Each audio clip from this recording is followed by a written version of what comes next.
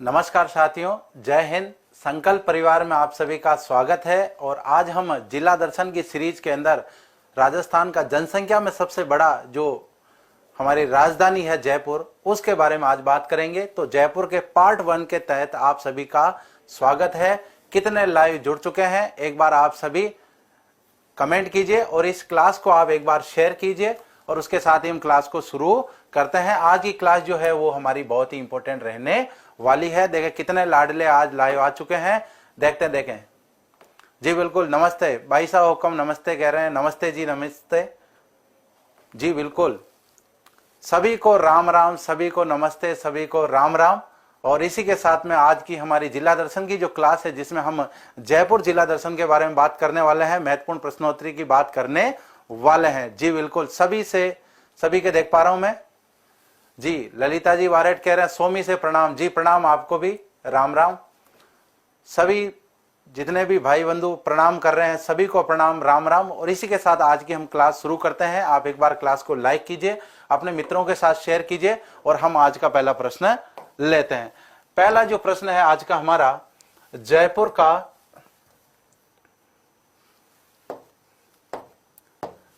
का मुबारक महल जो है वो किसके लिए प्रसिद्ध है। एग्जाम में प्रश्न इस तरह का पूछा गया है कि राजस्थान में मुबारक महल कहां पर है और उनकी क्या विशेषता है। जी बिल्कुल, मैं सभी के कमेंट देख पा रहा हूं।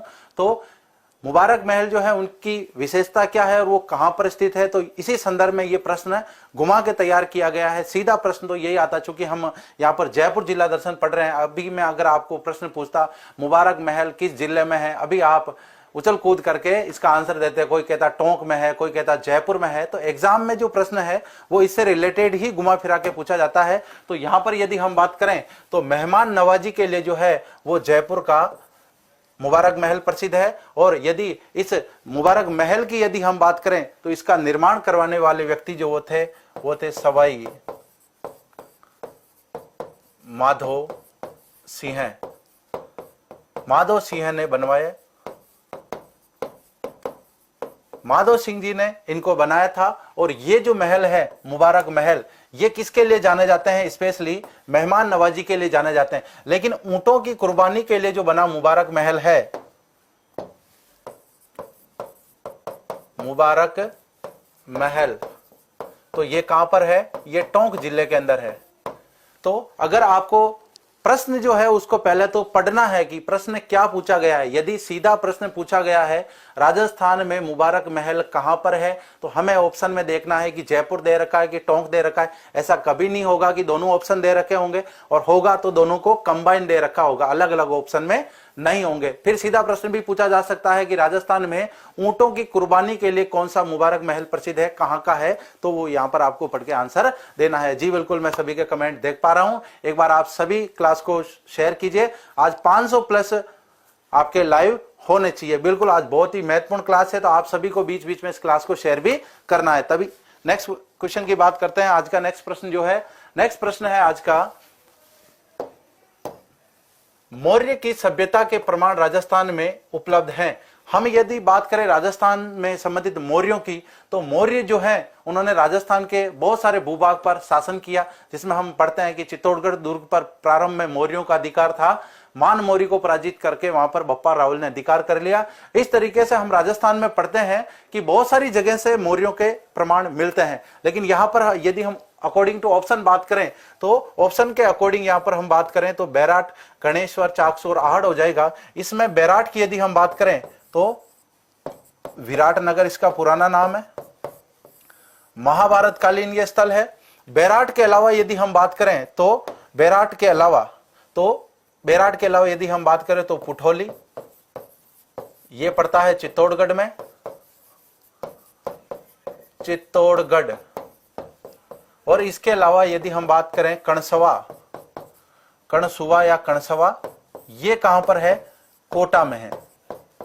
यहां से भी हमें मौर्यों के अवशेष के बारे में जानकारी मिलती है ना। यहां से कोई ना कोई अवशेष प्राप्त हुआ है, शिलालेख प्राप्त हुआ है, अन्य कहीं कोई भी सामग्री यहां से प्राप्त हो सकती है। तो इसमें मैं आपको बता दूं कि जो पुठोली है चित्तौड़गढ़ के पास में पड़ता है, चंदेरिया के पास में पड़ता है। यहां से 713 के आसपास का मानसरोवर झील के आसपास का यहाँ पर एक शिलालेख प्राप्त हुआ और उसी के आधार पर हम कह रहे हैं कि यहाँ से मौर्यों का संबंध है। तो राजस्थान के अंदर यदि हो सकता है कि यहाँ पर आपको बेराट ऑप्शन में ना देख करके पुठोली या कणसवा कोटा भी ऑप्शन में हो सकता था और ये भी आपका सही आंसर माना जा सकता था। नेक्स्ट प्रश्न की बात करते हैं हम। नेक्स्ट प्रश्न है आज का हमारा, जयपुर के किस प्रसिद्ध स्मारक की दूसरी शताब्दी 1999 में मनाई गई। इस प्रकार के एग्जाम में प्रश्न 2-3 बार यह प्रश्न पूछा गया कि जब हवा महल की दूसरी जो शताब्दी मनाई गई, क्योंकि 1799 के अंदर हम जानते हैं कि सवाई प्रताप सिंह जी ने उसका निर्माण करवाया था, तो जब उसको 100 साल पूरे हो गए, उस समय तो अंग्रेजों का राज था, जब 200 साल उसको पूरा हो गया, उस समय एग्जाम में लगभग 3-4 साल तक ये क्वेश्चन जो था वो ट्रेंड में रहा। तो यहां पर हम बात करते हैं हवा महल की। हवा महल जो है इसकी दूसरी शताब्दी जो है वो कब मनाई गई, वो मनाई गई थी 1999 में। अब हवा महल से संबंधित हम कुछ फैक्ट की बात करें। पहली बात तो यदि हवा महल की हम बात करें तो निर्माण किसने करवाया, तो 1799 में सवाई प्रताप सिंह द्वारा निर्मित, सवाई प्रताप सिंह द्वारा निर्मित। अब इसके बारे में 2-3 बातें आती है। पहली बात तो ये कि सवाई प्रताप सिंह जी जो हैं वो भगवान श्री कृष्ण के अनन्य भक्त थे, इस वजह से उन्होंने उनके मुकुट के आकार का इसका निर्माण करवाया। तो यदि हम इसके निर्माण में आकार की यदि बात करें तो ये इस तरह से बना हुआ है, 5 मंजिला यह है, मुकुट इसी तरीके से होता है, तो इस तरीके से ये बना हुआ। लेकिन कुछ ये भी कहते हैं कि इसका जो निर्माण है, जयपुर में हम जानते हैं कि गणगौर की और तीज की सवारी निकाली जाती है, तो रानियां जो है उनको सवारी दिखाने के लिए, क्योंकि उस समय महिलाओं का खुले रूप से, मतलब राज परिवार की महिलाओं का खुले रूप से घूमना जो है वो एक तरह से वर्जित था, इस वजह से उनका निर्माण ऐसे करवाया गया है कि वहां पर कांच लगे हुए हैं। यदि अंदर से व्यक्ति कोई बाहर देखता है, मैंने भी देखा है इसलिए अनुभव बता रहा हूं कि अंदर से यदि कोई बाहर व्यक्ति देखता है तो उसको सारा दृश्य दिखता है, लेकिन यदि बाहर से कोई व्यक्ति देखना चाहे कि अंदर क्या गतिविधि हो रही है तो शायद वो नहीं देख पाएगा। तो इसी संदर्भ में इसका निर्माण करवाया गया। तो दूसरी बात ये कह सकते हैं हम, भगवान श्री कृष्ण या भगवान कृष्ण की कह सकते हैं, भगवान कृष्ण के मुकुट के आकार का। तो यहां पर हम भगवान श्री कृष्ण के मुकुट के आकार के बारे में कह सकते हैं कि इसका जो आकार है वो किस तरह है। फिर दूसरी बात करें इसके वास्तुकार, वास्तुकार थे लालचंद उस्ता। इसके वास्तुकार जो थे वो कौन थे, लालचंद उस्ता। उसके बाद में यदि हम हवा महल की बात करें तो ये पर्टिकुलर है कहां पर, यदि आपने कभी जयपुर रेलवे स्टेशन से आमेर की यात्रा की होगी तो ये बीच में ही पड़ता है। तो निर्माण सवाई प्रताप सिंह जी द्वारा करवाया गया। निर्माण कब करवाया गया, 1799 में करवाया गया। आकार क्या है इसका, भगवान श्री कृष्ण के मुकुट के समान इसका आकार है। और यदि इसके वास्तुकार की हम बात करें तो वास्तुकार कौन हो जाएंगे, लालचंद उस्ता हो जाएंगे। सबसे बड़ी विशेषता जो है ये 5 मंजिला है, ये 5 मंजिला है। तो इस तरह से हम इसको एक तरह से कवर कर सकते हैं। एग्जाम में यदि सीधा प्रश्न आता है, प्रत्येक बताई गई एक एक लाइन से एग्जाम में प्रश्न पूछा गया है, वास्तुकार कौन थे, किसने बनवाया, आकार किसके समान है, कब बनाया, कितने मंजिला है, इन सभी से संबंधित एग्जाम में प्रश्न पूछा गया है। नेक्स्ट प्रश्न की यहां पर हम बात करते हैं। आज का जो नेक्स्ट प्रश्न है वो है, प्रसिद्ध शीतला माता का मंदिर कहां पर स्थित है। तो यदि हम यहाँ पर शीतला माता के मंदिर की बात करें, जी बिल्कुल मैं सभी के कमेंट देख पा रहा हूं, लेकिन यहाँ पर मैं आपको अकॉर्डिंग टू ऑप्शन यहाँ पर बात करते हैं। प्रसिद्ध शीतला माता का जो मंदिर है सांगानेर, आमेर, चाकसू और शाहपुरा। तो यहाँ पर हम बात करें तो ये कहां पर है, चाकसू में है। यदि निर्माण की बात करें, निर्माण, तो निर्माण करवाने वाले व्यक्ति थे सवाई माधो सिंह। सवाई माधो सिंह जो है उनकी आराध्य देवी है शीतला माता। चूंकि कुल देवी की यदि हम बात करें तो पूरे संपूर्ण कछवा राजवंश की कौन है, जमुआई माता है, जिसकी आगे हम क्वेश्चन में बात करने वाले हैं। तो यहां पर यदि मंदिर की बात करें तो निर्माण किसने करवाया, सवाई माधो सिंह जी ने करवाया। और शीतला माता की यदि बात करें तो इनकी सवारी क्या है, सवारी है गधा। और जनरली हम जानते हैं कि गधे को जो पालने वाली जाति है वो कुम्हार जाति होती है। तो इनके पुजारी जो हैं वो कौन है, कुम्हार है। तो ये जो एक तरह से बेसिक जानकारी थी जिससे सीधा एग्जाम में प्रश्न बन सकता है। बाकी हम चाकसू को ये भी जानते हैं कि जो जयबान तोप है एशिया की सबसे बड़ी तोप, उसको जब टेस्ट किया गया तो उससे जो गोला था वो 35 मील दूर जाके चाकसू में गिरा, और जहां पर गिरा वो वहां पर एक उसने तालाब का एक बहुत बड़ा गड्ढा बना दिया, और उस गड्ढे में जब बारिश हुई तो उसमें पानी भर गया, और पानी जैसे ही उसमें भरा तो उसको क्या कर दिया गया, एक तालाब का नाम दे दिया गया। इस प्रकार की ये जानकारी चाकसू से संबंधित है। नेक्स्ट प्रश्न की यहां पर हम बात करें, नेक्स्ट प्रश्न है आज का हमारा, विश्व का सबसे बड़ा चांदी का जो पात्र है वो कहां पर रखा हुआ है। अब यहां पर हम बात करें चांदी के पात्र की, पात्र का मतलब ऐसा ही नहीं कि बना के इसको रख दिया, इसका कोई रीजन था इनको बनाने का। तो चांदी के पात्र की यदि हम बात करें तो चूंकि सिटी पैलेस जो है वो जयपुर में भी है और उदयपुर में भी है, इन्हें चंद्र पैलेस के नाम से भी जाना जाता है। लेकिन यहां पर यदि हम बात करें चांदी के पात्र की तो ये कहां पर है, ये सिटी पैलेस जयपुर में है। यदि हम इसकी बात करें कि ये जो सिटी पैलेस के अंदर स्थित है वो क्यों बनाए गए, भाई क्या कारण था इनको बनाने की जरूरत पड़ी, तो यहां पर हम बात करें सवाई माधो सिंह जी जो थे उनको 1902 के अंदर इंग्लैंड जाना था। एडवर्ड सप्तम जो था उनका राज्याभिषेक होना था, तो वहां पर उनको जाना था। अब ऐसी भ्रांति फैली हुई थी कि यदि कोई व्यक्ति विदेश की यात्रा करेगा तो उसका धर्म भ्रष्ट हो जाएगा। तो माधो सिंह जी ने सोचा भाई जाना भी अर्जेंट है और धर्म भी भ्रष्ट हो रहा है तो करे क्या, तो उन्होंने क्या किया, चांदी के 2 बड़े पात्र बनाए, 2 बड़े बर्तन बनाए, एक जगनुमा वो हो सकते थे। तो इस तरह से उनका हम आकार ले सकते हैं, ये इस तरीके से उनका आकार था। तो इस तरह के 2 बड़े पात्र बनाए, बहुत बड़े पात्र थे, और उनमें क्या भरा गया, गंगा जल भरा गया। तो जैसे ये पात्र है इसमें क्या भरा हुआ है, गंगा जल भरा हुआ है, गंगा जल। उन्होंने गंगा जल इसके अंदर भरवाया और इसके बाद में इनको लेकर इंग्लैंड गए, और इंग्लैंड जाने तक जब तक वो वहां पर रहे, लगभग कहते हैं कि महीने भर तक वो वहां पर रहते हैं, और जब तक वो वहां पर रहते हैं तब तक वो वहां का खाना पानी कोई काम में नहीं लेते हैं। अपनी राशन सामग्री जो थी वो यहाँ से जयपुर से सारी लेकर के गए थे और वापस आ गए थे। ऐसा भी कहा जाता है कि गोविंद देव जी को अपने साथ ले गए थे क्योंकि वो उनकी पूजा किया करते थे, इसलिए उनको ऐसा नहीं लग जाए कि भाई मेरा धर्म भ्रष्ट हो जाए, इस वजह से उन्होंने ऐसी व्यवस्था की थी। अभी वर्तमान में यदि हम बात करें तो ये एक विरासत के तौर पर कहां पर पड़े हुए हैं, ये पड़े हुए हैं सिटी पैलेस आपके जयपुर में। ये प्रश्न था आज का। नेक्स्ट प्रश्न की यदि हम बात करें, नेक्स्ट प्रश्न है राजस्थान का सबसे बड़ा मछली उत्पादक बांध है। यहां पर हम जल क्षमता की बात नहीं कर रहे हैं, यहां पर हम मछली उत्पादक क्षमता की बात कर रहे हैं। तो जयपुर का जो कानोता बांध है वो सबसे बड़ा मछली उत्पादक बांध माना जाता है, और ये जो बांध है इसमें बाणगंगा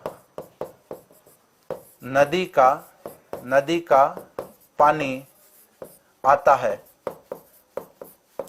तो पहली बात तो कानोता बांध है कहां पर, यदि आपको जयपुर से दौसा जाना हो तो रास्ते में यह कानोता बांध पड़ता है। समतल भूमि पर मिट्टी से इसको बनाया गया था, और उस समय जो है एक तरह से बाणगंगा नदी जो है उसकी आवक इसके अंदर रखी गई थी। वर्तमान में तो हम जानते हैं कि बाणगंगा नदी जो है वो एक तरह से अतिक्रमण के कारण काफी चर्चा में रहती है, और उसमें इतना अतिक्रमण कर लिया है बाहुबली लोगों ने कि जो उस पर बनाया गया मेन बांध है रामगढ़ बांध, जिसे हम जमवा रामगढ़ बांध कहते हैं, उसमें भी पूरी तरीके से पानी की आवक नहीं हो पाती है। एक समय में वो जो बांध था वो एक जल स्रोत का बहुत ही बड़ा मतलब माध्यम था, लेकिन वर्तमान में यदि हम बात करें तो वहां पर इतनी पानी की सुविधा नहीं है। जी बिल्कुल, तो यहां पर हम बिल्कुल कवर करेंगे। आज 45 क्वेश्चन अपन अभी कवर करेंगे, और नेक्स्ट क्लास में भी हम और क्वेश्चन कवर करेंगे। देखो यहां पर क्वेश्चन तो मैं बनाने में एक टॉपिक आपको 500 क्रॉस दूं। यहां पर अभी जो मैंने जैसे इससे पहले जो क्वेश्चन को एक्सप्लेन किया, अब उससे संबंधित मैं 4 प्रश्न एक साथ बना सकता था, लेकिन इतने नहीं बना करके कम क्वेश्चन को हम ज्यादा से ज्यादा एक्सप्लेन करें, उनसे संबंधित एग्जाम में क्या क्या प्रश्न बन सकते हैं उन पर हम ज्यादा से ज्यादा चर्चा करें, तो ये सबसे बढ़िया रहेगा। प्रश्न चाहे आप कम पढ़ो कोई फर्क नहीं पड़ता, क्योंकि एग्जाम में जरूरी थोड़ी ये प्रश्न ऐसे कैसे आ जाएगा। भाई एग्जाम में इस तरह का प्रश्न तो आया हुआ है पहले से। राजस्थान में सबसे बड़ा मछली उत्पादक जो बांध है वो कौन सा है, तो यहां पर कानोता बांध की बात की जा रही। अब यहीं से संबंधित जो और सारे फैक्ट है उनसे भी एग्जाम में प्रश्न, जैसे मेजा बांध की बात करें, एग्जाम में प्रश्न आया हुआ है मेजा बांध कहां पर स्थित है, मेजा बांध किस नदी पर बना हुआ है, क्योंकि भीलवाड़ा जो जिला है हम जानते हैं कि भीलवाड़ा शहर को इससे पेयजल आपूर्ति की जाती है, इस वजह से ये चर्चा में रहता है। तो यहां पर यदि हम बात करें मेजा बांध की तो ये है कहां पर, भीलवाड़ा जिले के अंदर है। भीलवाड़ा जिले में कौन सी नदी पर है, कोठारी नदी पर, कोठारी नदी पर।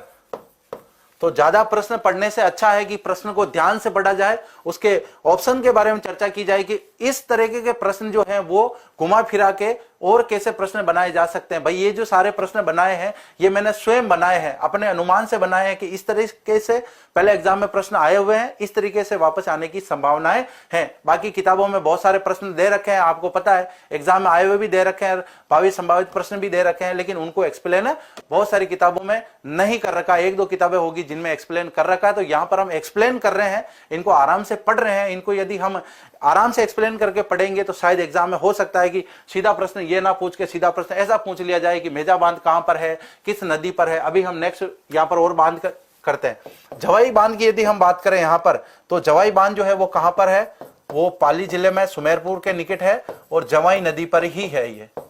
इसके बाद में यदि रामगढ़ बांध की बात करें, अभी हम बात कर रहे थे बाण गंगा नदी की, बाण गंगा नदी, और है कहां पर ये, जयपुर में है।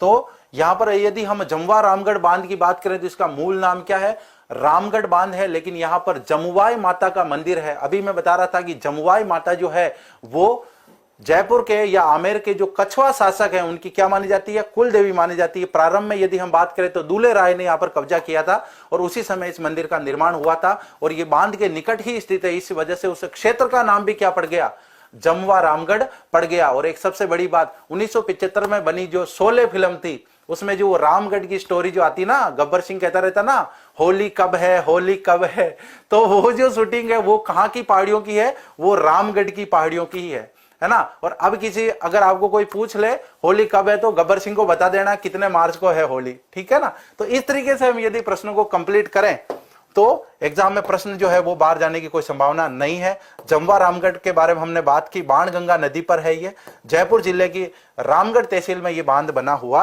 है। नेक्स्ट प्रश्न की यहां पर हम बात करते हैं, राज्य का पहला ग्राम न्यायालय कहां पर स्थापित किया गया। तो यहां पर ग्राम न्यायालय की बात हो रही है। बस्सी जो है वो राजस्थान में चित्तौड़ में भी है और जयपुर में भी है। एक जैसे नाम वाले जो क्षेत्र हैं वो राजस्थान में बहुत सारी जगह हैं। जैसे हम यह बात करें राजगढ़ की, राजगढ़ चूरू में भी है, राजगढ़ अलवर में भी है। शाहपुरा की बात करें, शाहपुरा भीलवाड़ा में भी है, शाहपुरा जयपुर में भी है। बस्सी की यदि हम बात करें, बस्सी चित्तौड़ में भी है और बस्सी जयपुर में भी है। लेकिन हर स्थान विशेष की अपनी एक अलग विशेषता होती है, इस वजह से वो जाना जाता है। जी बिल्कुल, मैं सभी के कमेंट देख पा रहा हूं, शानदार सभी के बस्सी जयपुर आंसर आ रहा है। तो बस्सी जयपुर की यदि हम बात करें तो यहां पर 2010 में तत्कालीन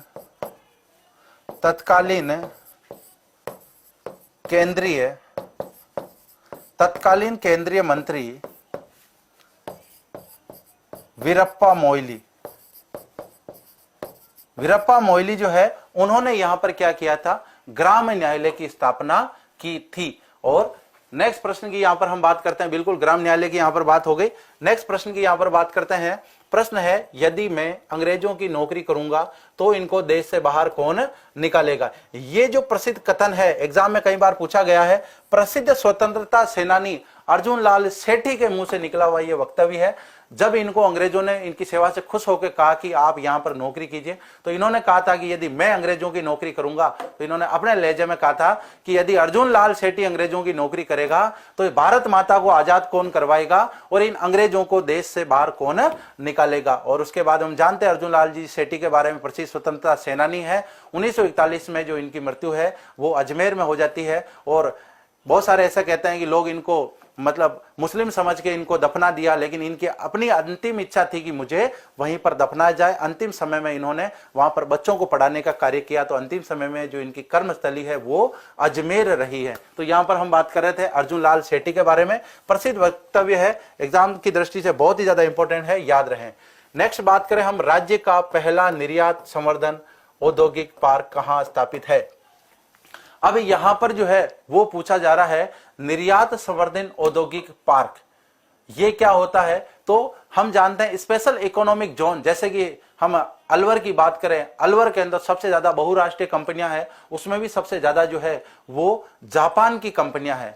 तो वहां का जो आसपास का क्षेत्र है, जिसमें हम टपुकड़ा की बात करें, निमराना की बात करें, तो वो जो आसपास का क्षेत्र है वो एक तरह से जापानी इकोनॉमिक जोन कहलाता है, जहां पर सर्वाधिक जो है वो जापान की कंपनियां हैं। सरकार ने क्या किया, निर्यात को बढ़ावा देने के लिए, विदेशी कंपनियों को आकर्षित करने के लिए एक स्पेशल क्षेत्रों की स्थापना कर दी कि यहां पर जो है वो स्पेशल क्या रहेंगे, ये जोन रहेंगे, यहां पर ये कंपनियां रहेगी, यहां पर ये प्रोडक्शन करेगी। तो यहां पर यदि हम बात करें राज्य का पहला निर्यात औद्योगिक संवर्धन पार्क, तो वो था सीतापुरा के अंदर, और कब है, 1997 में। उसके बाद यदि हम बात करें तो ये हो गया आपके फर्स्ट, ये हो गया आपके सेकंड, और ये हो गया थर्ड।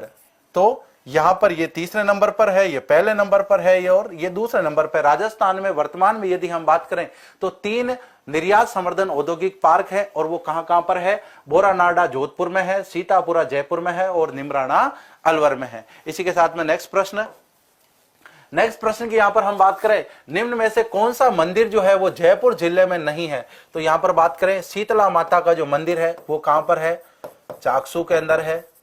इसके बाद में गोविंद देव जी का यदि हम बात करें तो ये प्रॉपर जयपुर के अंदर है। और इसके बाद में शीला देवी की बात करें तो इनकी मूर्ति कहां पर है, आमेर के अंदर है।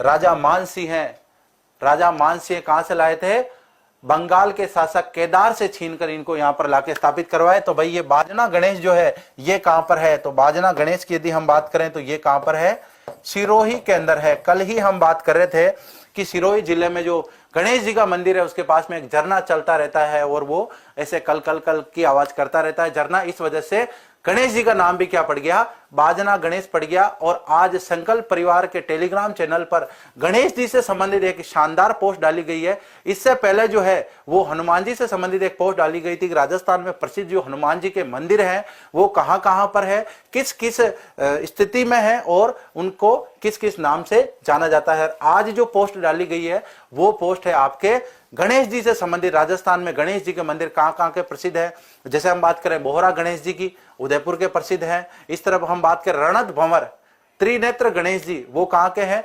रणथंभौर के प्रसिद्ध है। इधर यदि हम बात करें काक गणेश की, तो काक गणेश जी ने हम चुंगी तीर्थ स्थल भी कहते हैं, जैसलमेर से संबंधित है। और यहां पर हम बात कर रहे हैं कौन से गणेश जी की, बाजना गणेश जी की, और ये कहां के प्रसिद्ध हैं, ये सिरोही जिले के प्रसिद्ध हैं। नेक्स्ट प्रश्न की यहां पर हम बात करते हैं।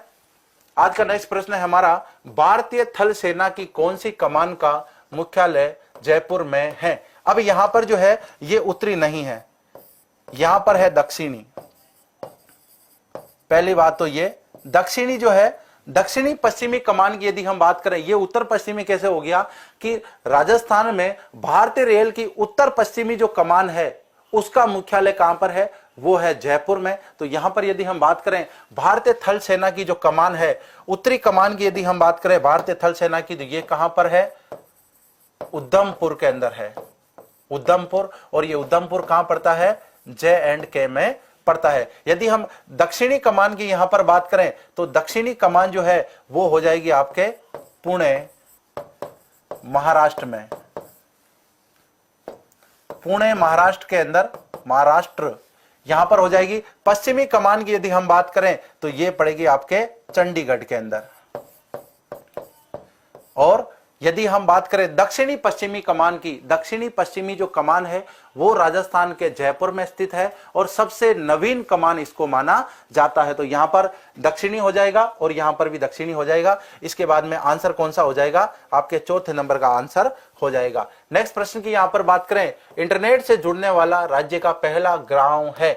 अभी हम जैसा कि देखते हैं कि अभी आप जो ये क्लास देख पा रहे हो, मैं आपके सामने लाइव हूं संकल्प परिवार के माध्यम से।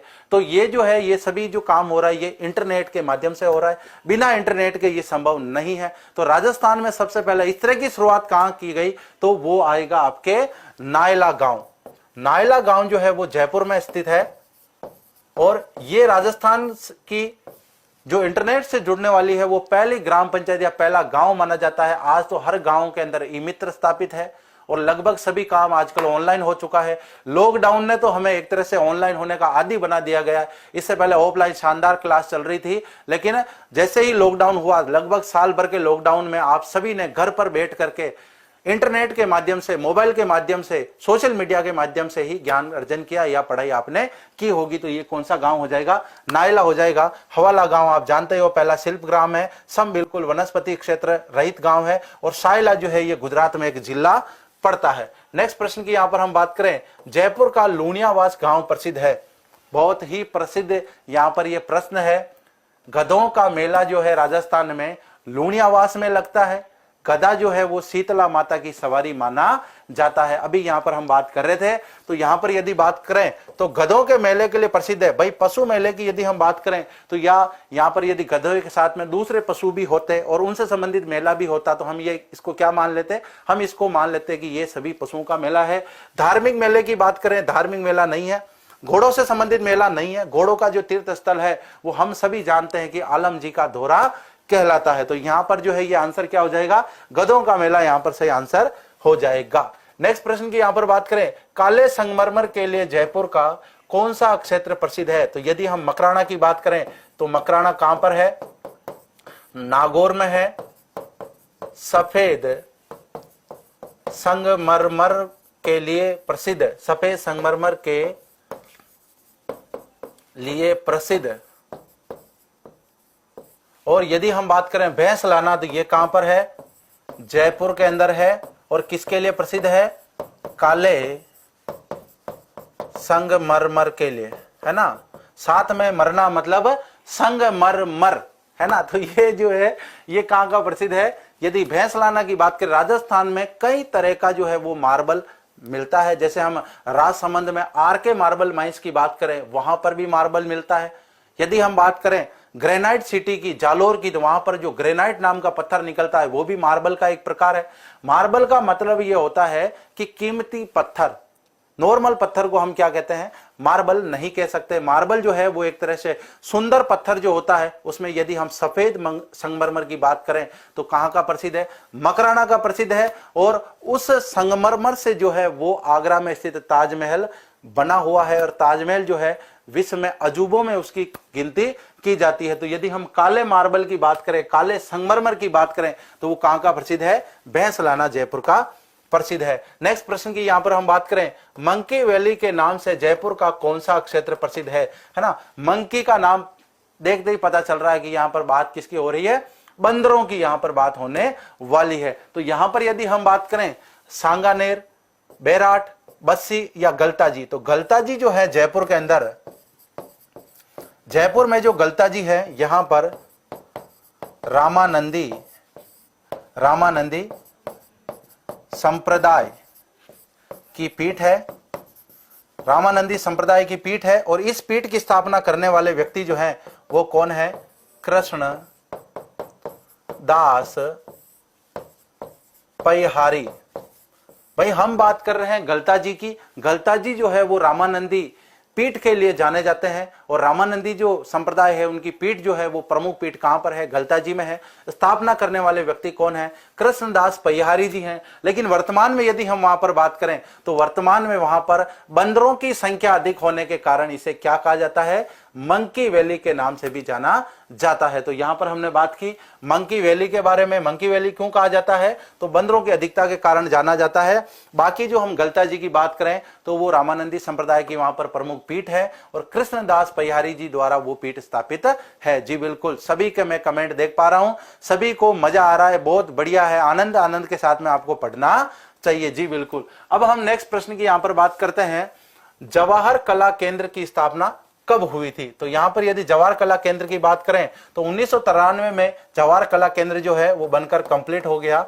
1986 में इसका निर्माण प्रारंभ हुआ। अब यह है क्या? जवाहर कला केंद्र है क्या? तो हम सभी जानते हैं कि राजस्थान के अंदर जयपुर जो है वो कला के लिए जाना जाता है। यहाँ पर अपनी कलाओं का जो प्रदर्शन है वो यहाँ पर कलाकार करते हैं। पहले के समय में गुणीजन खाना हुआ करता था। सवाई प्रताप सिंह जी के समय गंधर्व 22 ही उनके समय में हुआ करती थी। अलग अलग प्रकार के 22 कलाकार उनके दरबार में रहा करते थे।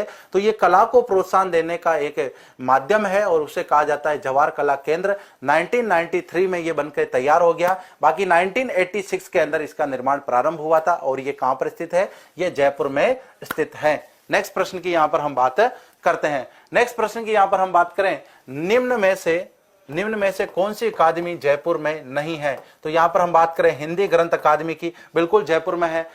पहले ही मैंने बता दिया था, हिंदी ग्रंथ अकादमी जो है उससे संबंधित जो पुस्तकें जारी की जाती है, मानक पुस्तकें जिन्हें राजस्थान सरकार एक एविडेंस के तौर पे, साक्ष्य के तौर पर प्रमाणित मानती है, तो हिंदी ग्रंथ अकादमी कहां पर है? ये जयपुर के अंदर है। इसके बाद में यदि हम बात करें उर्दू अकादमी और सिंधी अकादमी की, तो ये भाषा संरक्षण को लेकर स्थापित की गई अकादमियां हैं।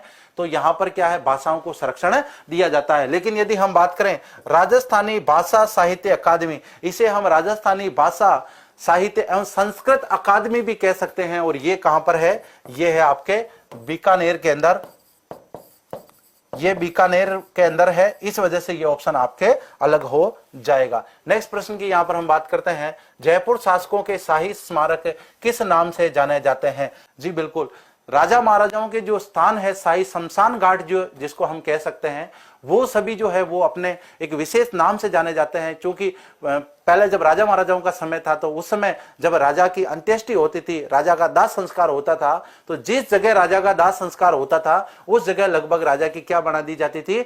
छत्रियां बना दी जाती थी। इसलिए वो जो स्मारक हैं वो देवल कहलाते हैं, और वो जो स्मारक है आज हमें उनकी याद दिलाते हैं। हम सभी जानते हैं कि जैसे राणा सांगा का उदाहरण लिया जाए, राणा सांगा की यदि हम बात करें तो खानवा युद्ध के बाद में जब वो लौटते हैं, तो उनकी जब मृत्यु हो जाती है बसवा दोसा के अंदर, उनके बाद में उनको कहां लाया जाता है? उनके बाद में उनको लाया जाता है मांडलगढ़ में। और मांडलगढ़ चूंकि उस समय मेवाड़ के अंदर ही था, भिलवाड़ा जो है वो कहां पर आता था? वो आता था आपके मेवाड़ रियासत में, और मांडलगढ़ कहां पर है? वो वहीं पर है। उनकी अंत्येष्टि वहां पर की गई, और उसके बाद में उनकी छतरी भी वहां पर बनाई गई एक यादगार स्थल के तौर पर, ताकि जब भी कभी उस छतरी को हम देखें तो हमें राणा सांगा का बलिदान याद आ सके। बिल्कुल सभी को लाइक करना है क्लास को, थंबनेल के साथ आपको थम्स अप करना है सभी को, और उसके बाद में आपको क्लास शेयर करनी है, और मजे मजे के साथ आपकी शानदार क्लास चल रही है। जी बिल्कुल, इसके साथ ही हम नेक्स्ट प्रश्न की बात करते हैं।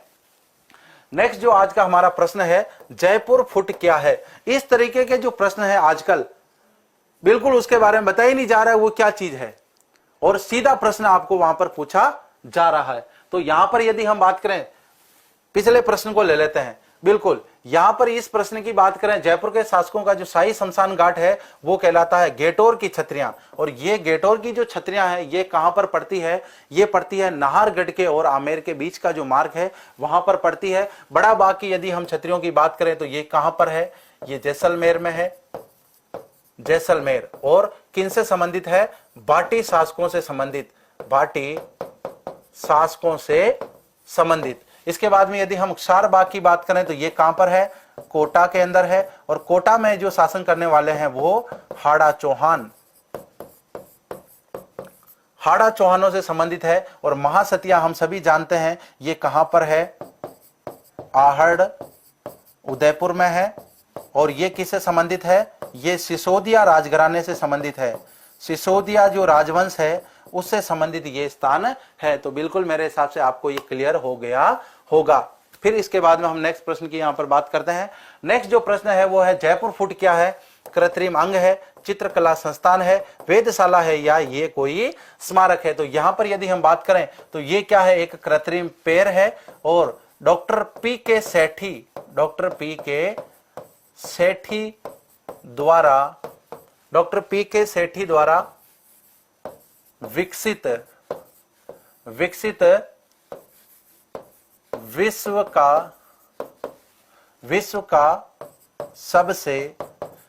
का सबसे हल्का पांव। और पांव की यदि हम बात करें तो क्या है? ये कृत्रिम अंग है। यदि कोई व्यक्ति दुर्घटना में एक तरीके से अपाहिज हो जाता है, उसका पैर कट जाता है, इस तरीके की उसके साथ कोई अनहोनी हो जाती है, तो उनको क्या है? कृत्रिम अंग जो है वो लगाए जाते हैं ताकि वो आसानी से अपना जीवन यापन कर सके। और इसकी जो पहल करने वाले व्यक्ति है वो है पी के सेठी, और इनको रमन मैग्सेसे पुरस्कार से भी सम्मानित किया गया है। रहने वाले ये उत्तर प्रदेश के थे, लेकिन इन्होंने अपनी कर्मस्थली जो है वो जयपुर को बनाया। इस वजह से हम जयपुर जिला दर्शन में इनके बारे में पढ़ रहे हैं। तो आपको सीधा जो प्रश्न पूछा गया कि यहां पर जयपुर फुट क्या है, फुट से ही पता चल रहा है पांव की बात की जा रही है, लेकिन है क्या? ये एक प्रकार से कृत्रिम अंग है, प्राकृतिक अंग नहीं है। ठीक है ना। इसके बाद में हम नेक्स्ट प्रश्न की यहां पर बात करते हैं। नेक्स्ट जो प्रश्न है हमारा, हैंड पेपर उद्योग के लिए राजस्थान में प्रसिद्ध है। तो यहां पर हैंड पेपर का मतलब क्या हो रहा है, हस्त निर्मित कागज, हस्त निर्मित कागज उद्योग। तो यहां पर जो हस्त निर्मित कागज उद्योग की जो यहां पर बात की जा रही है, तो किताबों में हम पढ़ते हैं कि सांगानेर और गोसुंडा चित्तौड़गढ़ का ये प्रसिद्ध है। गोसुंडा के अंदर तो अभी इसका प्रचलन इतना नहीं है, फिर भी किताबों में ये फैक्ट चल रहा है। जैसे नाचना की बात करें, जैसलमेर में है, वहां की ऊंटों की नस्ल प्रसिद्ध है, भले ही वहां पर अभी ऊंट उतनी संख्या में नहीं हो। तो कुछ आंकड़े जो है वो किताबों में चल रहे हैं, लेकिन हमें याद रखना जरूरी है कि यदि हम बात करें जयपुर व गोसुंडा चित्तौड़गढ़, ये राजस्थान के जो दो क्षेत्र हैं जो स्पेशली यदि हम बात करें हैंड पेपर उद्योग या हाथ से निर्मित कागज जो है उनके उद्योग के लिए जाने जाते हैं। इसी के साथ हम नेक्स्ट प्रश्न की यहां पर बात करते हैं। नेक्स्ट जो प्रश्न है वो है नालीसर मस्जिद कहां पर स्थित है। तो ये जो नालीसर मस्जिद है ये कहां पर है, सांबर में है, सांगानेर में है, तारागढ़ में है या जालोर में है। तो ये सांबर के अंदर नालीसर मस्जिद स्थित है। एग्जाम में एक बार प्रश्न सीधा पूछा गया कि नालीसर मस्जिद राजस्थान में कहां पर है, तो वो कहां पर है, आपके सांबर जयपुर के अंदर है। इसके बाद नेक्स्ट प्रश्न की यहां पर हम बात करते हैं, निम्न में से कौन सा दुर्ग जो है वो जयपुर शहर के निकट स्थित नहीं है। याद रहे जयपुर में बहुत सारे दुर्ग है, लेकिन ये जो प्रश्न पूछा जा रहा है, ये प्रश्न ये पूछा जा रहा है दूरी को लेकर, बिल्कुल एक अनुमानित प्रश्न है कि जयपुर के निकट कौन सा स्थित नहीं है। तो यहां पर यदि हम बात करें आमेर का जो दुर्ग है वो बिल्कुल जयपुर के निकट ही स्थित है। जयपुर से पहले जो है कछवाड़ राजवंश की राजधानी वो आमेर हुआ करती थी। नाहरगढ़ की बात करें तो बिल्कुल यहां से सीधा नाहरगढ़ आया जा सकता है, यहां से जयगढ़ आया जा सकता है। जयगढ़ और आमेर जो है वो तो बिल्कुल निकट ही स्थित है। लेकिन ये चौमुहागढ़ जो है ये कहां पर है, ये चौमू के अंदर पड़ता है, और चौमू कहां पर है, जयपुर में है। इस वजह से ये जो है ऑप्शन एक तरह से अलग हो जाएगा। ये पूछ रहा है कि जयपुर शहर के निकट कौन सा है, तो ये बाकी लगभग सभी जयपुर शहर के निकट है, लेकिन चौमुहागढ़ जो कि चौमू के अंदर पड़ता है वो यहां पर क्या हो जाएगा, अलग ऑप्शन हो जाएगा। नेक्स्ट प्रश्न की यहां पर हम बात करते हैं, राज्य में सर्वाधिक विदेशी पर्यटक किस जिले में आते हैं। हम जानते हैं कि भारत में आने वाला लगभग प्रत्येक पर्यटक तो राजस्थान की यात्रा नहीं करता है, क्योंकि यहाँ का जो माहौल है, इन्वायरमेंट जो है वो बिल्कुल ही अलग इन्वायरमेंट है। लेकिन भारत में आने वाला प्रत्येक तीसरा पर्यटक जो है वो राजस्थान में आना पसंद करता है। और राजस्थान में यदि हम बात करें ऐतिहासिक धरोहरों की, तो वो सबसे ज्यादा कहां पर है, वो जयपुर में है। इस वजह से लगभग भारत आने वाला प्रत्येक तीसरा पर्यटक जो है वो कहां की यात्रा करता है, राजस्थान की यात्रा करता है। और राजस्थान में भी वो पर्टिकुलर कहां की यात्रा करता है, वो यात्रा करेगा आपके जयपुर की। तो आप सभी एक बार इस क्लास को, जो साथी नए जुड़े हैं, क्लास को लाइक कीजिए और उसके बाद में क्लास को शेयर कीजिए। मजे मजे के साथ में हम शानदार प्रश्न यहां पर ले रहे हैं। जी बिल्कुल, तो यहां पर बात कर रहे हैं हम कि जयपुर जो है वो तो हो जाएगा आपके विदेशी पर्यटक, विदेशी पर्यटकों के लिए। और अजमेर की यदि हम बात करें तो स्वदेशी पर्यटक।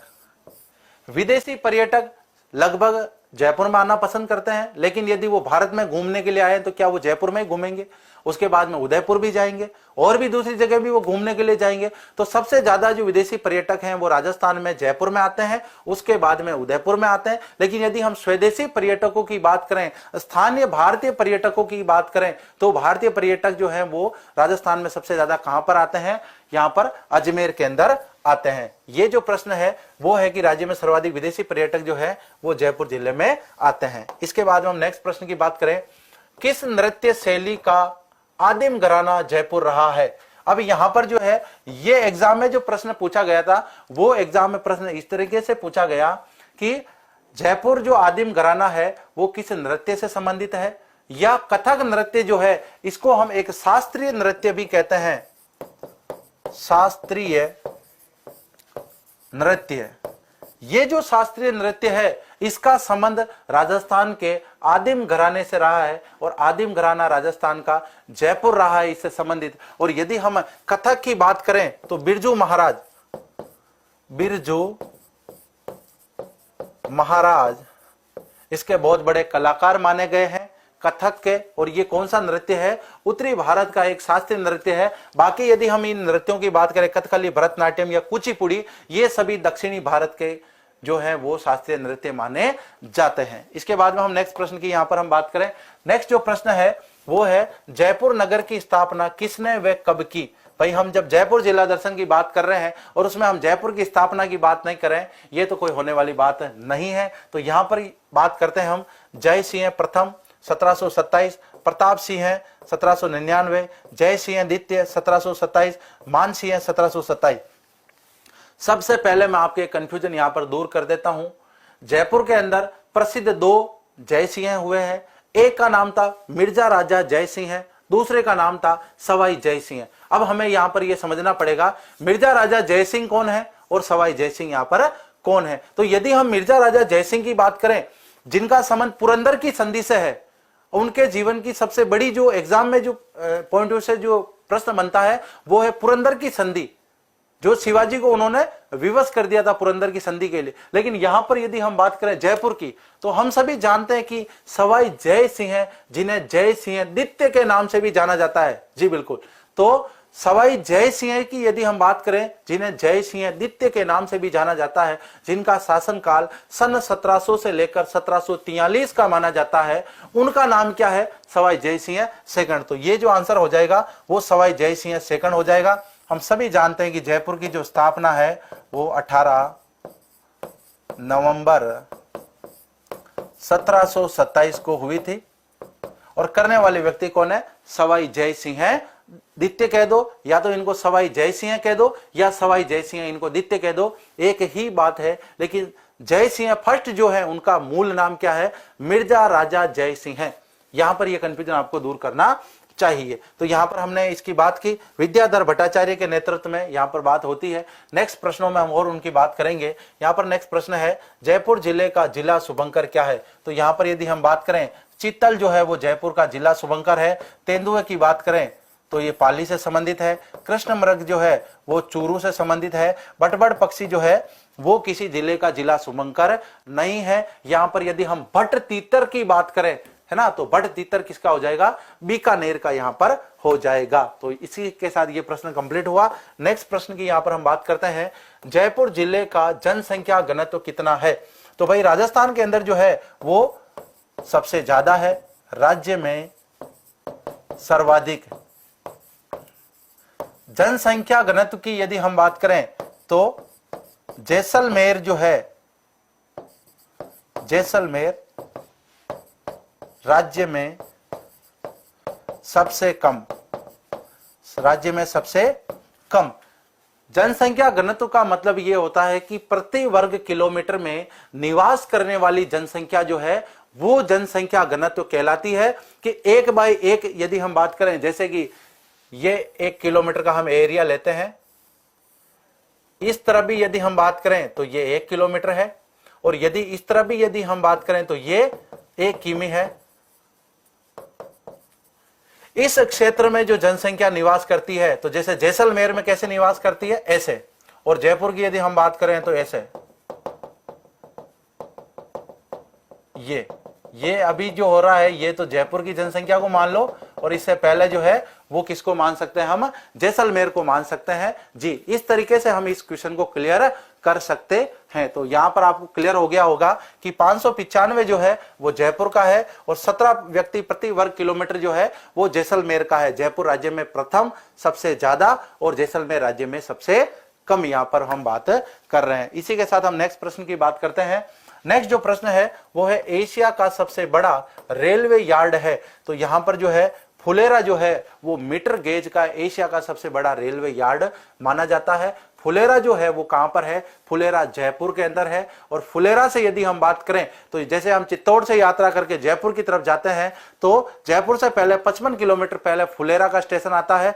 वहीं से जो ट्रेन है वो जोधपुर के लिए जाती है, वहीं से ट्रेन जो है वो नागौर के लिए जाती है, और यहीं से जो ट्रेन है वो जयपुर के लिए प्रस्थान करती है। और फुलेरा से यदि हम बात करें, यदि हम चित्तौड़ भीलवाड़ा से दिल्ली जा रहे हैं तो फुलेरा से जो है सीधा वाया रिंगस होके ये ट्रेन निकल जाएगी, फिर ट्रेन जयपुर नहीं जाएगी। तो फुलेरा जो है वो एक तरीके से बहुत बड़ा रेलवे यार्ड यहां पर है, जो एशिया का सबसे बड़ा रेलवे यार्ड माना जाता है। नेक्स्ट प्रश्न की यहां पर हम बात करें, जयपुर जिले में स्थित दादू पंथ की प्रमुख पीठ है। तो यहां पर अभी हम गलता जी की बात कर रहे थे, ये किससे संबंधित है? रामानंदी संप्रदाय से संबंधित है, रामानंदी। और यहां पर यदि हम नरेना बात करें, जिसे नारायणा भी कहा जाता है, नारायणा, ये किससे संबंधित है?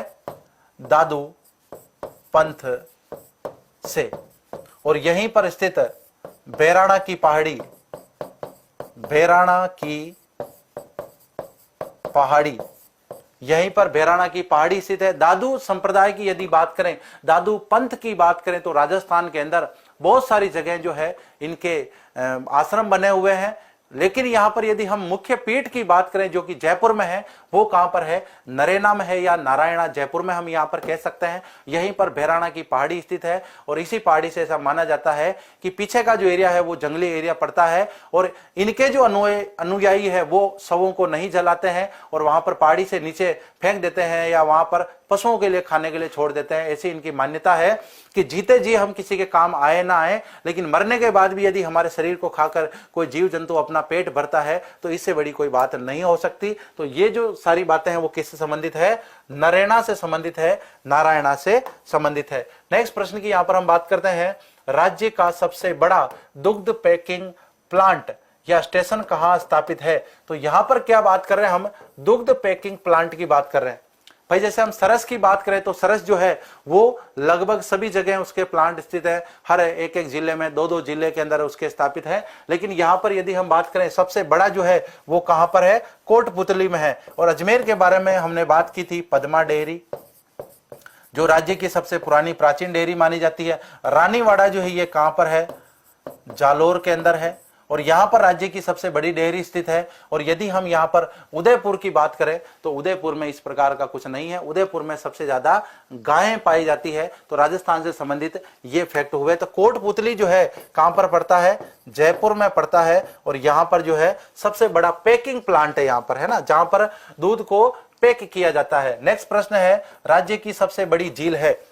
देखो यहां पर सीधा प्रश्न आया है, राज्य की सबसे बड़ी झील पूछा गया, ना तो मीठे पानी की पूछा गया ना ही खारे पानी की पूछा गया। अगर यहां पर पूछा जाता राज्य की सबसे बड़ी मीठे पानी की झील कौन सी है, यहां पर ना तो उसने प्राकृतिक पूछा है ना ही उसने कृत्रिम पूछा है। तो इस तरीके से जो प्रश्न है वो हमें पढ़ के देखना है। तो यहां पर राज्य की सबसे बड़ी झील जो है वो सांबर झील है। और कौन से पानी की है? ये खारे पानी की। और इसके बाद हम राजसमंद झील की बात करें, नक्की झील की बात करें, जयसमंद झील की बात करें, तो जयसमंद जो झील है वो राजस्थान में कृत्रिम मीठे पानी की जो है सबसे बड़ी झील मानी जाती है, मीठे पानी की भी सबसे बड़ी मानी जाती है। नक्की झील जो है वो माउंट आबू में है, राज्य की सबसे ऊंचाई पर स्थित झील है। और इसके बारे में ऐसी मान्यता भी है कि इसे देवताओं ने अपने नाखूनों से खोद के बनाया था, इस प्रकार की ये मान्यता है। और राजसमंद झील के बारे में हम सभी जानते हैं, महाराणा राज सिंह ने इसका निर्माण करवाया और वहां पर राज प्रशस्ति स्थित है जहां पर मेवाड़ का इतिहास लिखा हुआ है और 25 शिलाओं पर लिखा हुआ है। नेक्स्ट बात करें हम, जयपुर का भौगोलिक उपनाम नहीं है। तो भाई जयपुर जिले की जो विशेषता है उसके आधार पर जो उसको भौगोलिक नाम दिए गए हैं उसमें यदि हम बात करें रंगश्री द्वीप, इंग्लिश में भी एक बार इसका नाम आ गया था island of glory, island of glory. और ये नाम देने वाले व्यक्ति कौन है? CV रमन। एग्जाम में सीधा प्रश्न पूछा गया, जयपुर को आइसलैंड ऑफ ग्लोरी के नाम से किसने संबोधित किया? तो पहली बात तो ये नाम इंग्लिश में आया था जिसका हिंदी में अर्थ होता है रंगश्री द्वीप। और ये नाम देने वाले व्यक्ति कौन है? ये व्यक्ति हैं आपके सर CV रमन। उसके बाद यदि हम बात करें हेरिटेज स्थल, बिल्कुल विरासत स्थल है, फवारों की नगरी की यहां पर हम बात करें तो फाउंटेन एंड माउंटेन का जो शहर है वो कौन सा माना जाता है? वो माना जाता है उदयपुर। और यदि हम बात करें रत्न नगरी आभूषण नगरी की यदि हम बात करें, जेम्स एंड ज्वेलरी पार्क की यहाँ पर हम बात करें, तो ये सभी क्षेत्र जो है वो कहां पर है, जयपुर में है। और ये उपनाम भी किसका हो जाएगा, जयपुर का यहाँ पर हो जाएगा। इसके बाद में हम नेक्स्ट प्रश्न की यहाँ पर बात करते हैं।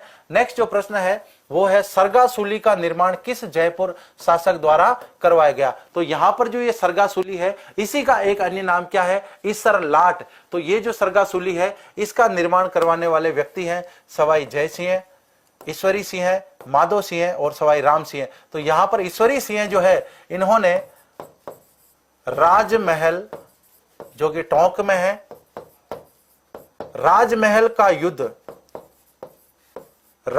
का युद्ध जो ये है, ये युद्ध हुआ था 1747 के अंदर, और इस युद्ध को इन्होंने जीत लिया, राजमहल के युद्ध को जीत लिया। और ये युद्ध किनके बीच में हुआ था, इनके भाई माधो सिंह के और इनके बीच में उत्तराधिकार को लेकर ये युद्ध हुआ था। और आप सभी जानते हैं कि जो सवाई जय सिंह जो थे वो इनके पिता थे, और सवाई जय सिंह जो है उन्होंने एक शर्त रख दी थी, और उस शर्त के तहत जो ये युद्ध होना था कि राजगद्दी किसको मिलेगी, ईश्वरी सिंह को मिलेगी कि माधो सिंह को मिलेगी।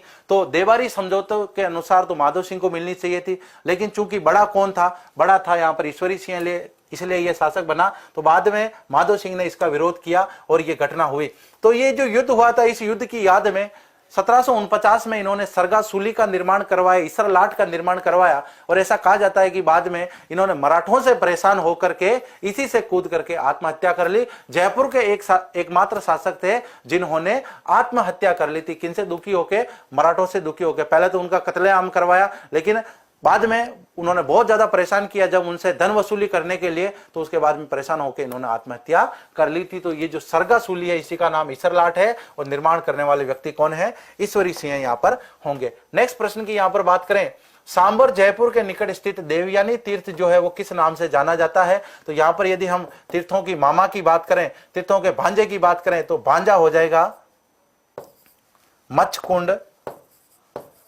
मच्छकुंड धौलपुर। तीर्थों के मामा की बात करें, पुष्कर, अजमेर।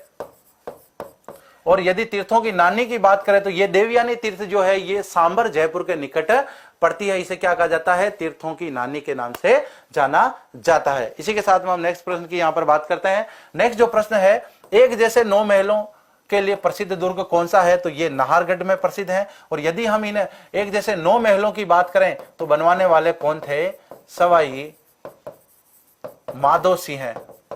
सवाई माधो सिंह ने इनका निर्माण करवाया। अपनी 9 पासवान रानियों के लिए एक जैसे 9 महलों का निर्माण करवाया। और ये यहाँ की एक बहुत बड़ी विशेषता है। नाहर सिंह भूमिया की ये यहाँ पर तपोस्थली है, इसलिए इसका नाम क्या पड़ गया, नाहरगढ़ पड़ गया। और नेक्स्ट प्रश्न की यहाँ पर हम बात करते हैं। नेक्स्ट प्रश्न है, कछवा राजवंश की कुल देवी मानी जाती है। तो हम पहले ही बात कर रहे थे, शीला देवी जो है वो राजा मान सिंह जो है उनकी आराध्य देवी थी। शीतला माता राजा माधो सिंह जी जो है उनके आराध्य देवी थी। ज्वाला माता की बात करें तो ज्वाला माता जो है इनका मंदिर कहां पर है, जोबनेर में है। और खंगारोत जो राजपूत हैं इनकी ये कुलदेवी मानी जाती है। जमवाई माता की बात करें तो मंदिर है जमुआ रामगढ़ में मंदिर है। दूल्हे राय के समय इसका निर्माण हुआ था। और ये जमवाई माता जो है ये कछवा राजवंश की कुलदेवी मानी जाती है। इसके साथ नेक्स्ट प्रश्न की यहां पर हम बात करें, निम्न में से कृपाल सिंह शेखावत का जो संबंध है वो किससे है। तो पहले बात करें ब्लैक पोट्री की, तो ये कोटा की प्रसिद्ध है, कोटा की प्रसिद्ध। और इसके बाद में यदि हम ब्लू पोट्री की बात करें तो ये कहां की प्रसिद्ध है, ब्लू पोट्री जयपुर की प्रसिद्ध है। और कृपाल सिंह शेखावत जो है इन्होंने इस ब्लू पोट्री को क्या किया था, अंतरराष्ट्रीय ख्याति प्रदान की। इस वजह से यहां पर कृपाल सिंह का जो संबंध है वो किनसे हो जाएगा, ब्लू पोट्री से हो जाएगा। नेक्स्ट प्रश्न की यहां पर बात करें, गोविंद देव जी का जो मंदिर है वो किस संप्रदाय से संबंधित है। तो भाई गोविंद देव जी जो है वो जयपुर के कछवा राजवंश के आराध्य देवता माने जाते हैं। और यहां पर यदि हम बात करें तो गौड़ीय संप्रदाय की ये जो है यहां पर पीठ है। और यदि हम नाथ संप्रदाय की बात करें तो महामंदिर जोधपुर। वल्लभ संप्रदाय की बात करें तो नाथद्वारा में श्रीनाथ जी का मंदिर। और यदि हम लकुली संप्रदाय की बात करें तो यह हो जाएगा आपके मेवाड़ के अधिपति, मेवाड़ के अधिपति कौन है? एकलिंग जी। एकलिंग जी, जिनका मंदिर कहां पर है? एकलिंग जी, जिनका मंदिर कहां पर है? कैलाशपुरी उदयपुर में पड़ता है। तो इसी के साथ में ये प्रश्न हमारा कंप्लीट हुआ गौड़ीय संप्रदाय। और इसके बाद में हम नेक्स्ट प्रश्न की बात करते हैं। नेक्स्ट जो प्रश्न है, 22 कलाकारों की मंडली किस जयपुर शासक के दरबार में रहती थी? तो मैंने आपको बताया था सवाई प्रताप सिंह जो है ये बहुत ही मतलब एक तरह से विद्वानों के आश्रयदाता थे और इन्हें 22 का आंकड़ा बहुत पसंद था। इस वजह से इनके दरबार में 22 संगीतज्ञ, 22 नर्तक इस प्रकार के जो इनके दरबार में रहा करते थे। नेक्स्ट प्रश्न की यहां पर हम बात करें, रसक कपूर किस जयपुर शासक की प्रेमिका थी? तो यहां पर सवाई जगत सिंह जो है इनकी प्रेमिका थी और इनके नाम से इनको एक तरह से जयपुर का बदनाम शासक भी कहा गया। इन्होंने जयपुर का आधा राज भी इनको दे दिया, इनके नाम से सिक्के भी इन्होंने जारी किए थे। नेक्स्ट प्रश्न की यहां पर हम बात करें, नेक्स्ट प्रश्न है प्रसिद्ध मांड गायिका जिनका संबंध जयपुर से है? तो यहां पर ऑप्शन बन्नो बेगम सही हो जाएगा। ये एक नृत्यांगना है, नृत्यांगना। और मांगी बाई जो है इनका संबंध उदयपुर से है, उदयपुर से इनका संबंध है। और यदि हम गौरी देवी की बात करें तो करना गांव इनका बाड़मेर में जन्म हुआ और जोधपुर से संबंधित ये थी। नेक्स्ट प्रश्न की यहां पर हम बात करें, एशिया की सबसे बड़ी फल सब्जी मंडी जो है वो कहां पर है? सांगानेर जयपुर के अंदर स्थापित है। इसके बाद नेक्स्ट प्रश्न की यहां पर बात करें, किस जिले की सीमा जो है वो जयपुर को स्पर्श नहीं करती है? तो यदि आप मैप देखोगे तो झुंझुनू की सीमा जो है वो स्पर्श नहीं करती है। नेक्स्ट है, राज्य का पहला जैविक उद्यान जो जयपुर में स्थापित है? तो ये नाहरगढ़ के अंदर स्थापित किया गया है। इसके बाद सर्जनगढ़ में भी जैविक उद्यान है। और आज का लास्ट प्रश्न, जयपुर को गुलाबी रंग या गेरुआ से रंगवाने वाले शासक कौन थे? तो यहां पर सवाई राम सिंह जी द्वितीय की यदि बात करें तो इन्होंने इसका जो निर्माण है, मतलब एक तरह से कह सकते हैं जयपुर का जो रंग है वो गेरुए रंग से रंगवाया, जिसे गुलाबी नगर भी कहा जाता है। और एडवर्ड सप्तम की यदि हम बात करें, प्रिंस अल्बर्ट की यहां पर हम बात करें तो प्रिंस अल्बर्ट यहां पर आए थे और उनके आगमन में करवाया था। इसी के साथ हमारी जयपुर जिला दर्शन की जो पार्ट 1 है वो यहां पर समाप्त होती है। इसी के साथ अनुमति दीजिए, कल हम एक नई क्लास के साथ बात करेंगे। तब तक के लिए जय हिंद, जय भारत। नमस्कार दोस्तों, यदि आपको हमारा कंटेंट पसंद आया है तो इस वीडियो को लाइक करें, शेयर करें तथा इस चैनल को सब्सक्राइब करें। Thank you.